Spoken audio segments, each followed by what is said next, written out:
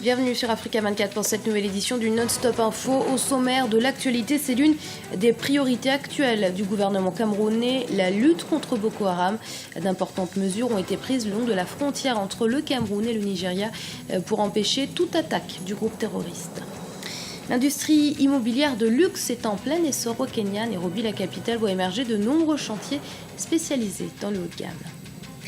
À Pointe-Noire, deuxième ville du Congo, les autorités sont préoccupées par les zones dites Chibido, des zones marécageuses et dangereuses dans lesquelles les populations se sont installées sans autorisation.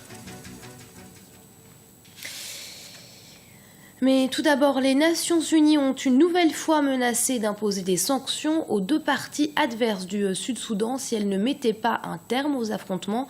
Parallèlement, les dirigeants d'Afrique de l'Est se sont réunis ce jeudi à Addis Abeba, capitale éthiopienne, pour discuter de la manière, et je cite, dont les derniers obstacles au processus de paix au Sud-Soudan peuvent être levés. Pour rappel, le conflit armé entre le président Salva Kiir et son ancien vice-président Riek Machar ont débuté en décembre 2013. Depuis, malgré les accords de cessez-le-feu signés, les combats continuent toujours. Et les combats entre Boko Haram et l'armée camerounaise s'intensifient de leur côté. Les membres du groupe terroriste disposent en effet d'un arsenal militaire conséquent, du matériel abandonné par l'armée nigériane selon les sources militaires camerounaises. Le Cameroun a donc pris d'importantes mesures pour repousser et combattre les membres de Boko Haram. Le point dans ce reportage de notre correspondant au Cameroun, Narcisse Doumbé. Une épave de chars de l'armée nigériane utilisée au combat par Boko Haram, des voitures calcinées, des impacts de balles. Voilà le visage actuel d'Amchide, localité située dans l'extrême nord du Cameroun. Autrefois fleuron du commerce frontalier entre le Cameroun et le Nigeria, Amchide est aujourd'hui l'un des principaux théâtres des opérations dans la lutte contre la secte islamiste Boko Haram. Pour stopper toute velléité d'extension sur le sol camerounais du califat décrété par les islamistes au nord-est du Nigeria, le pays a déployé le long de sa frontière d'importantes troupes issues de tous les contingents de son armée. Il faudrait savoir qu'il veille de manière constante sur l'intégrité de notre territoire national, sans relâche et à mesure de défendre notre territoire national. Et c'est ce qui est fait depuis que ces incursions existent. Nous n'avons pas de velléité offensive, nous défendons notre territoire. Chaque fois qu'il y a une incursion, nous traitons l'objectif, nous rejetons tous ceux qui peuvent être rejetés hors de notre territoire pour garder la souveraineté nationale sur l'ensemble du territoire. À notre arrivée, une scène peu ordinaire nous accueille. L'arrestation d'un combattant infiltré de Boko Haram dénoncé par les populations. Et dans ce genre de combat, qui soit à un moment donné peut être asymétrique, à un autre moment peut être symétrique, l'action de la population est importante. Donc nous y tenons et nous faisons que les relations soient bonnes avec la population pour qu'elle nous aide. Depuis le début du conflit, des sources militaires font état de près d'1 millier de morts côté assaillant et environ une trentaine dans les rangs de l'armée camerounaise. C'est ici à Amchide qu'a eu lieu il y a 3 semaines l'une des attaques les plus violentes de la secte islamiste contre les positions de l'armée camerounaise. Bilan de cette offensive, 8 morts côté camerounais et plus de 200 du côté des assaillants selon l'armée camerounaise.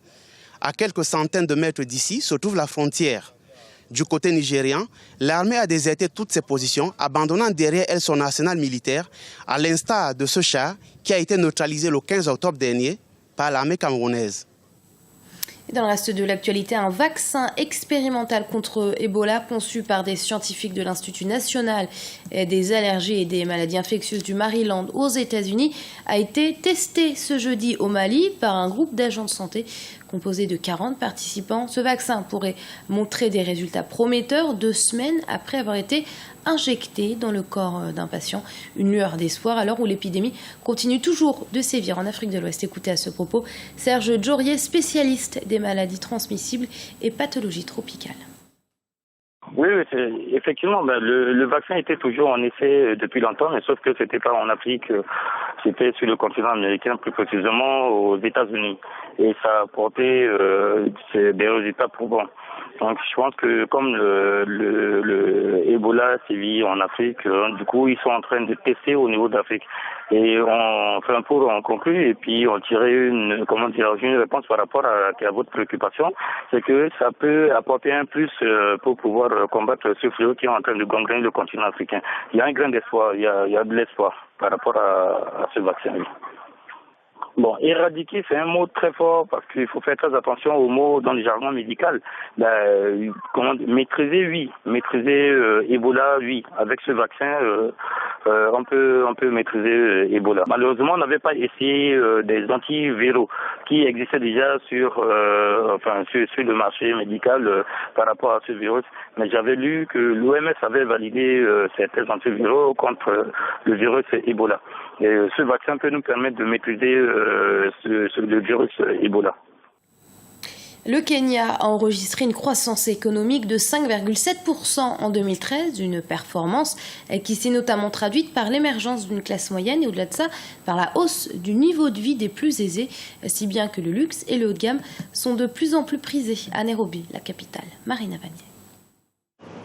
Après le développement du tourisme au Kenya, l'essor du secteur immobilier de luxe est sans précédent. La capitale Nairobi est constamment en chantier. Pour l'année 2013, le Kenya a enregistré une croissance économique de 5,7%, une aubaine pour la classe moyenne émergente du pays qui, depuis une dizaine d'années, multiplie les actions pour faire face à la forte demande en logement. Si le retournement de l'immobilier semble amorcé, les investisseurs sont de plus en plus nombreux à s'installer sur les terres kenyanes. Si vous allez dans un centre commercial à Nairobi, à tout moment de la journée, il y a une grande affluence. Chaque nouveau logement de luxe est rapidement habité. Grâce au boom du luxe dans le pays, les gens ont obtenu le pouvoir de dépenser. Mais ce luxe est souvent décrié par une frange de la population. Pour certains économistes, une hausse de 6% minimum s'impose pour avoir un impact tangible dans un pays où 40% de la population vit en deçà du seuil de pauvreté, soit moins de 1,25 $ par jour. Selon l'Association des banquiers du Kenya, il y a seulement environ 22 000 prêts hypothécaires résidentiels pour une population de plus de 40 millions de personnes. Je trouve que certaines des propriétés sont assez chères. Par exemple, vous trouverez des maisons allant de 8 à 14 millions de shillings.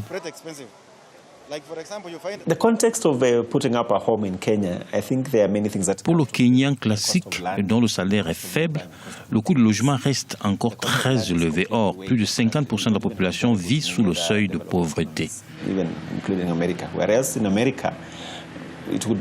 Bien que l'industrie du luxe soit embryonnaire en Afrique, ce marché représente près de 2 milliards d'euros et connaît une croissance à 2 chiffres depuis 2010. Le Kenya se démarque avec un statut à revenu intermédiaire, signe d'une croissance économique notable. Les zones dites Chibodo sont des constructions anarchiques dans des zones marécageuses, connaissant régulièrement des inondations en période de pluie. À Pointe-Noire, la deuxième ville du Congo, elles sont la préoccupation des autorités municipales et pour cause, année après année, la situation prend de l'ampleur et devient très inquiétante. Reportage de notre correspondant au Congo, Prince Bafolo. Pointe-Noire, capitale économique du Congo, deuxième plus grande ville du pays. Nous sommes au quartier Saint-Pierre, dans le 1er arrondissement. En contrebas de cette avenue se trouve un Chibodo, ces zones marécageuses dans lesquelles les populations se sont installées, sans autorisation selon les autorités municipales. Pourtant, Pointe-Noire compte beaucoup de Chibodo. Ici, la saison des pluies n'est pas la bienvenue. Chaque pluie représente un malheur pour ces habitants qui vivent la peur au ventre. Je suis à Saint-Pierre depuis 1975. Il y a beaucoup de maires qui sont passés par ici. Ils ont toujours dit on va faire. Ils l'ont jamais fait. Je suis vraiment inquiet. C'est parce que nous avons l'habitude de subir des inondations très vraiment pas bien. Nous demandons aux autorités de voir notre situation. Selon les normes cadastrales, le lit de la rivière et les constructions doivent être séparés de 50 mètres. Une disposition jamais observée dans ces zones. Résultat, les habitations empêchent les rivières de couler et de se jeter dans l'océan. C'est aussi le cas ici au quartier Mpita. Pas d'urbanisation choisie et coordonnée, mais subie. Dans ce chantier, La clôture a même été construite sur le passage de l'eau qui stagne désormais. Un casse-tête pour les autorités municipales. Nous avons des projets d'assainissement avec un certain nombre de partenaires au développement. Nous avons un projet avec la Banque mondiale sur des études qui devraient nous permettre de voir comment nous pourrons assainir ces zones. À terme, l'idée est de déplacer ces citoyens. La semaine prochaine, une délégation d'ONU Habitat sera à Pointe-Noire. Avec les équipes de la mairie, elle devra étudier les possibilités pour aménager ces zones difficiles. Pour Roland Bouiti-Viodo, fraîchement reconduit à la tête de la mairie pour un 3e mandat, c'est un des nombreux défis à relever. Et ce journal a été réalisé par l'ensemble de la rédaction. Merci de l'avoir suivi. Dans un instant, une nouvelle édition du Non-Stop Info sur Africa.